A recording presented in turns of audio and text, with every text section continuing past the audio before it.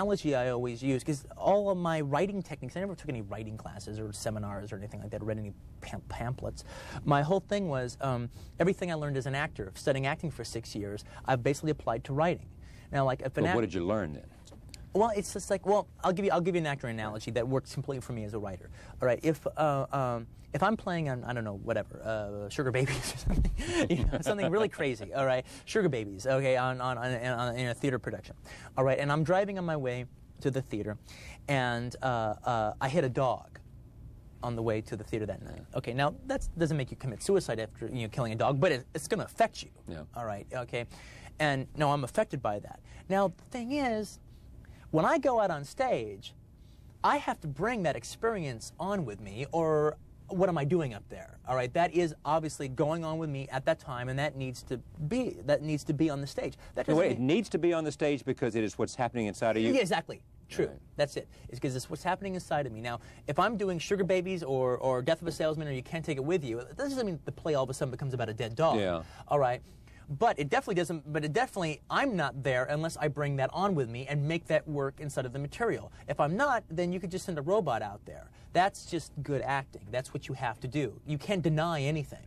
All right? Well, the same thing with me as a writer. If I was writing The Guns of the Navarone, all right, and then right at the beginning of writing it or in the middle of writing it, I break up with my girlfriend who I'm like madly in love with, and then my heart is shattered, all right, that's got to work into it.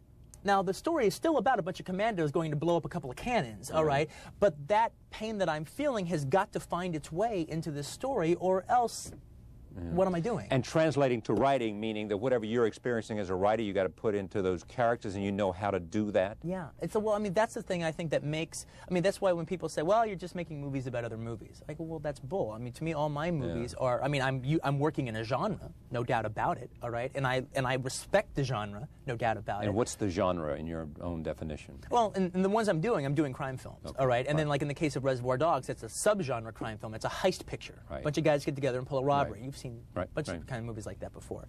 And the thing is, though, but I respect the genre, and I'm jumping off from it. But to me, all the movies are very personal, all right? When I look at them, and I don't mean like I'm some crook, all right? But the thing about it, though, is like, this group of friends will look at it and be like, oh, Quinn, I can't believe you talked about that. And this old girlfriend. Because they identify with the experience. It's like you should be semi-embarrassed about certain people seeing your movie. I think when you're finished, if you're working on a personal level, or else the work is not authentic. Well, I mean, I don't want to make that blanket a statement, but I guess for me, yeah. You're not extending yourself unless you're bringing all of that. You've got to. I mean, you basically. I mean, why do you? A writer. You should have this little voice inside of you saying, "Tell the truth." Yeah. Tell the truth. Tell the truth. Yeah. All right. Reveal a few secrets. And the truth is your life experience. Exactly. That's the truth as I know it. Right.